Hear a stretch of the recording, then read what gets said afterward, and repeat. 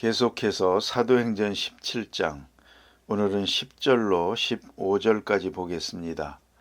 신약성경 217면 되겠습니다. 사도행전 17장 10절로 15절, 다 함께 봉독합니다. 밤에 형제들이 곧 바울과 실라를 베레아로 보내니 그들이 이르러 유대인의 회당에 들어가니라.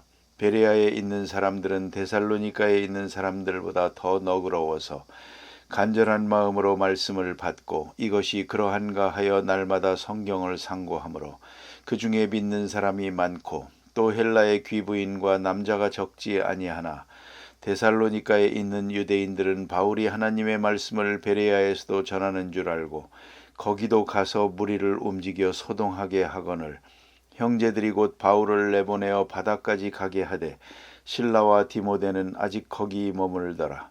바울을 인도하는 사람들이 그를 데리고 아덴까지 이르러 그에게서 실라와 디모데를 자기에게로 속히 오게 하라는 명령을 받고 떠나니라. 아멘. 오늘 본문에는 지금 베레아에 가서 복음을 전하는 바울의 일행에 대한 이야기가 있습니다. 바울의 일행은 데살로니가 선교에서 사실은 크게 성공을 했습니다. 그러나 유대 사람들의 시기와 질투로 인해서 박해를 받게 되고 더 이상 유할 수가 없어서 부득불 베레아로 피신을 하게 됩니다. 그러나 한 가지 잊지 말 것은 이렇게 피신하면서도 또 동시에 선교의 행이 됩니다. 언제든지 박해를 피해서 그 어디론가 가는데 그곳이 바로 성령이 인도하시는 선교지가 되고 선행지가 되고 동시에 선교 작전 계획이 됩니다. 스트러티지가 된다는 말이죠. 그래서 저들은 어디로 가야 할는지 짐작은 합니다. 이 방향으로 가야겠다. 거기까지 생각은 하지만은 어느 날 몇 시에 어디로 갈까? 그 다음 어느 마을로 갈까? 이런 생각, 계획이 없습니다. 그런데 핍박이 있으면 부득불 피해야 하지 않습니까? 피하면서 동시에 새로운 선교지로 갑니다. 이것은 굉장히 상징적 의미가 있습니다. 여러분께서 어떤 일을 하든지 일이 꽉 막혔을 때는 그냥 기다리려고 하지도 말고 밀어붙이려고 해서는 안 됩니다. 조용히 생각하면서 이것이 무엇을 의미하는가를 알고요. 거기서 물러서면서 오히려 새로운 일을 시작하게 됩니다. 그것이 신앙적 행위의 처세 방법이라고 생각을 합니다. 그래서 데살로니가에서 핍박이 있을 때 그들은 물러섭니다. 그리고 40km 떨어진 베레아로 가게 됩니다. 이건 하나의 피신입니다. 어떤 의미에서는 과거로부터 생각하면 피신입니다. 그러나 베레아에 가서 선교를 하면 선행지로 간 것입니다. 선교지로 간 것이죠. 이러한 중요한 의미를 우리가 생각해야 되겠고요. 빌립보에서 박해가 있었던 것은 귀신 들린 여자를 고쳐줌으로 해서 있어진 그런 박해였습니다. 그것은 해피엔드로 아주 귀하게 끝났습니다만 데살로니가에서 있었던 박해는 유대 사람들의 박해였습니다. 이건 종교적인 박해였습니다. 그런 거로 그 결과가 그렇게 좋지 않습니다. 그래서 그대로 피해서 다시 베레아로 가게 됩니다. 이제 베레아에 가서 역시 또 회당에 들어가서 자기의 규례대로 전도를 하게 됩니다. 디모데후서 4장에 보면 사도 바울이 믿음의 아들 디모데에게 말합니다. 너는 때를 얻든지 못 얻든지 듣든지 못 듣든지 너는 내 본분을 다하라. 너는 전도 여행을 하라 이렇게 말합니다. 믿음의 아들에게 그와 같이 당부했습니다만 자기 자신도 또한 그렇게 살았습니다. 때를 얻든지 못 얻든지 기회가 있든지 없든지 그저 일상적으로 장소에 어디든 대상이야 누구든 그는 복음 전하는 일을 합니다. 그러니까 건강하면 건강한 대로, 병들면 병든 대로, 직장에 있을 때는 직장에 있는 대로 전도하고 병원에 입원하면 병원에 입원해 있는 사람들에게 또 전도하고 우리가 세상을 다할 때까지 누구를 만나든지 어디서든지 언제든지 복음 전하는 그런 자세로 살아가야 할 것입니다. 그래서 일상적입니다. 베레아에 가면서 또 전도합니다. 그런데 오늘 본문에 나타난 대로 아주 재미있는 말씀 하나가 있습니다. 성경에 이런 단어가 별로 없는데요. 베레아 사람들은 너무 너그러워서 예전에는 신사적이어서 그랬습니다. 데살로니가 사람들보다 더 신사적이다 그랬습니다. 신사적이라는 말이 나옵니다. 유기네스라고 하는 이 신사적이라는 말은 특별한 말입니다. 바울과 누가가 쓰고 있는 용어입니다. 이 말은 날 때부터 고상한 데가 있다 하는 것입니다. 그래서 영어로는 노블이라고 되어 있습니다. more noble, 보다 더 고상하다. 그런데 이것은 특별히 그 의미가 태생적이라는 의미입니다. 누가복음 19장에 보면 어떤 귀인들이라는 말도 있고요. 고린도전서 1장 26절에 보면 문볼 좋은 사람 이런 말도 있습니다만 오늘 본문에는 신사적이다 그랬습니다. 이건 태생적으로 신사적이다 하는 그런 의미입니다. 좀 더 그 뜻을 깊이 상고해 보면 태생적으로 심정이 좋은 사람이다 이겁니다. 확실히 그런 사람이 좀 있지 않습니까? 날 때부터 또 그러한 배경에서 났고 그러한 혈통에서 났고 그러한 문화 속에서 자랐고 그래서 태생적으로 신사적인 그런 사람이 있습니다. 반대로 말하면 베넷 병신이 있죠. 날 때부터 비신사적인 사람이 있습니다. 좀 격하고 감당하기 어려운 그런 사람이 있죠. 그런데 이건 그와는 반대로 태생으로 심성이 좋은 사람이다. 우리가 한번 생각해 볼 만한 말이고요. 또 하나는 이 말의 뜻은 열등의식이나 근심이나 불의의 노예가 되지 않았다 하는 말입니다. 태생적으로 만사를 부정적으로 보는 이가 있고요. 도대체가 열등의식에 사로잡혀서 헤어날 길이 없습니다. 그래서 조금만 건드리면 터져버립니다. 그런 사람들 있지 않습니까? 누구하고도 좌충우들이요. 조금만 걸리면 사람을 누구로 하느냐 하고 대들고 싸우자고 그러지 않습니까? 그런 분들을 많이 봅니다. 더구나 운전하다 보면 운전하려면 별 구경을 다 하고 다닙니다. 좋은 구경이려니 하고 살아야죠 뭐. 그대로 조금 뭘 잘못했다고 해서 따라가서 붙들고 싸우자고 대드는 그런 사람들을 볼 때에 저건 아마도 구제불능이요. 태생이 그런 사람들이 있는가 하면 태생이 그런 열등의식이 없고 항상 긍정적으로 깊이 생각하는 그런 사람, 이게 신사적인 사람이고요. 무엇보다 중요한 것은 편견이 없습니다. 이 편견으로 대하는 것은 참 막을 길이 없습니다.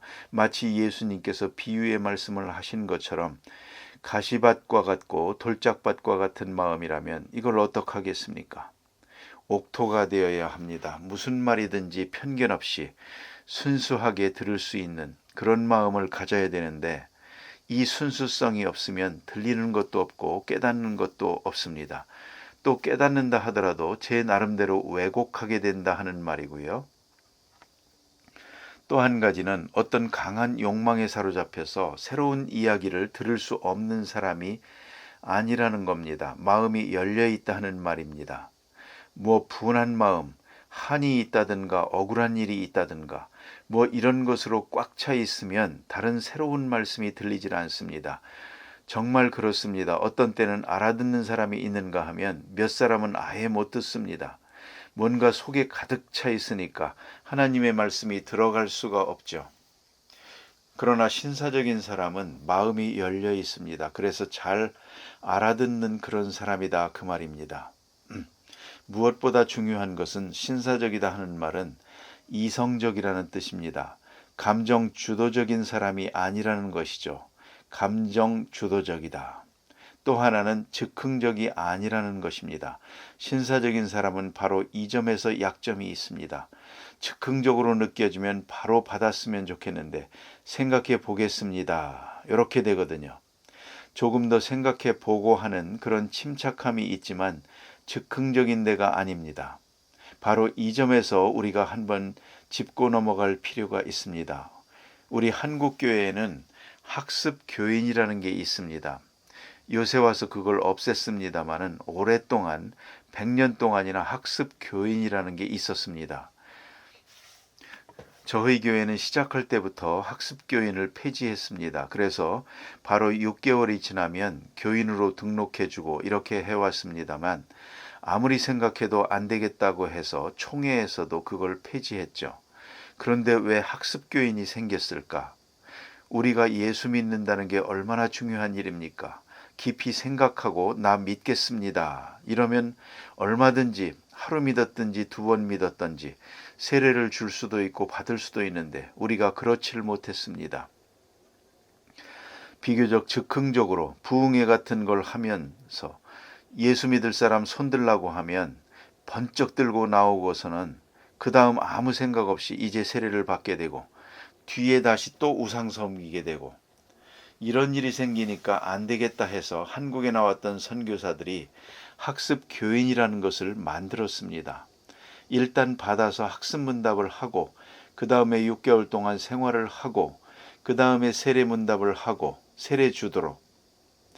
이거 사실 부끄러운 일입니다. 왜냐하면 너무 즉흥적이니까 우리가 6개월 보류하는 거죠.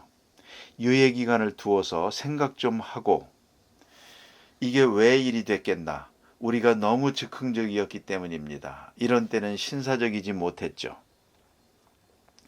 자, 그 다음에 오늘 본문의 말씀을 자세히 보면 신사적이라는 말은 스스로 판단하는 것입니다. 그래서 특별히 성경을 상고하고 날마다 성경을 상고하고 그런가 하면 이 말씀이 성경적인가, 성경과 부합하는가 이런 것을 스스로 판단할 수 있는 사람, 이게 신사적인 교인이죠. 이렇게 말하면 아무래도 우리 교인들은 많이 신사적이죠. 좀 그런 데가 있습니다. 그렇게 생각할 수가 있는데요. 이런 재미있는 얘기가 있습니다. 어떤 사람들은 특별히 설교를 듣는 중에 예화를 들 수 있지 않습니까? 그 예화라는 것은 오늘 현실 속에서 사건을 통해서 설명하는, 사건을 통해서 증거하는 내용입니다. 그런 소재인데 아주 중요한 것인데 예화나 이런 말씀을 들으면서 몇 가지 사람이 있다는 겁니다.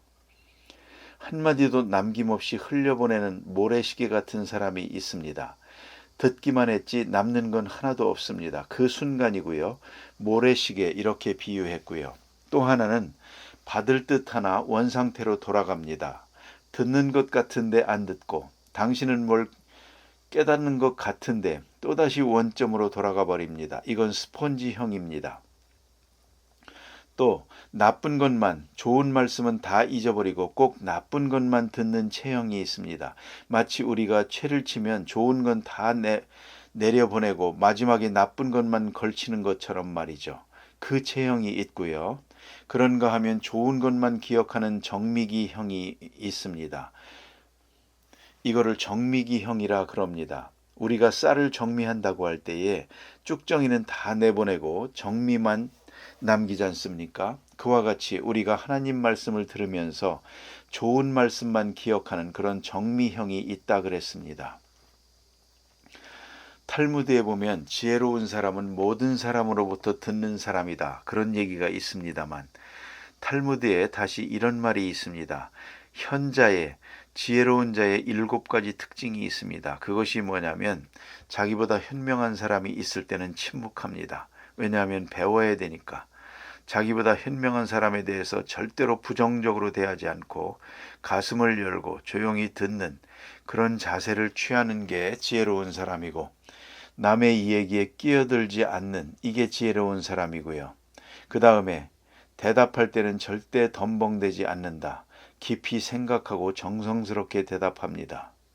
또 핵심을 찌르는 질문을 하고 이치에 맞는 대답을 합니다. 그 다음에 먼저 해야 될 일을 먼저 하고 미룰 수 있는 것은 미룰 줄 아는 것입니다. 모를 때에는 모른다고 또 인정합니다. 그게 중요합니다. 모르면서도 아는 척하는 거. 그게 바로 어리석은 사람이요. 모르면 모른다고 하면 되지. 얼마든지 모르는 게 많은 세상인데. 다 알아야 될 이유도 없지 않습니까? 그러니까 모르는 것은 모릅니다 하는 것이 바로 지혜로운 것입니다.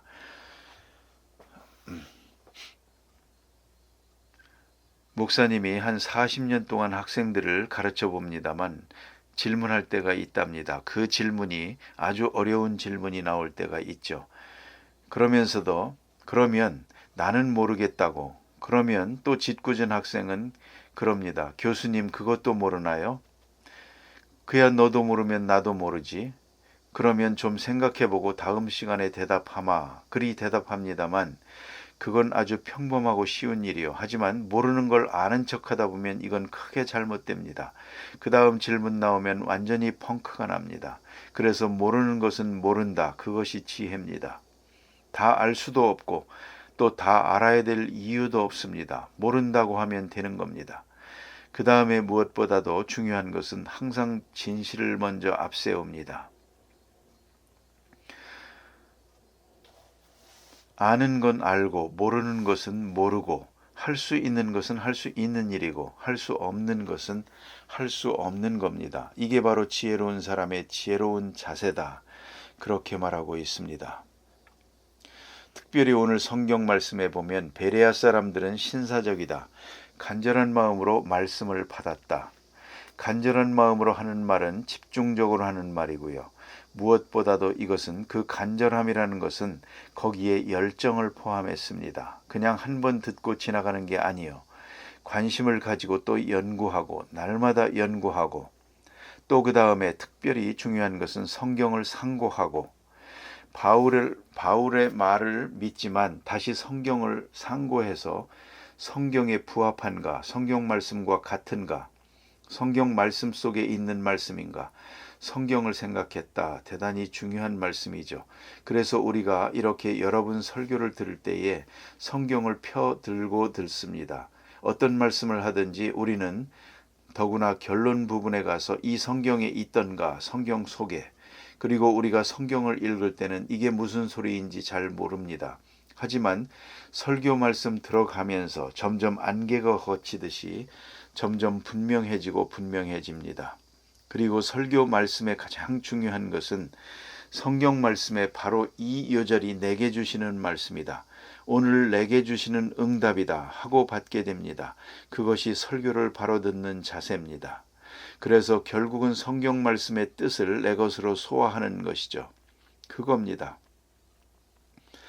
그래서 오늘 성경 말씀은 하나님의 말씀으로 받고 믿었다 그랬습니다. 여기서 베레아 사람들은 신사적이고 또 하나님의 말씀을 잘 받아들였습니다. 이 얼마나 아름답습니까? 그런데 중요한 것은 또다시 데살로니가의 유대 사람들이 여기까지 와서 핍박을 하게 됩니다. 그래서 사도 바울은 부득불 여기서 떠나서 아덴으로 가게 된다 하는 말씀입니다. 참 놀라운 것은 이렇게 귀한 역사가 이루어지는데 왜 핍박이 있을까? 그것은 하나님만이 아시는 신비로운 의미가 거기에 있습니다.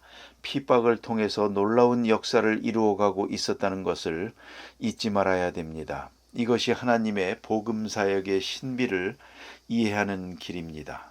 기도하십시다.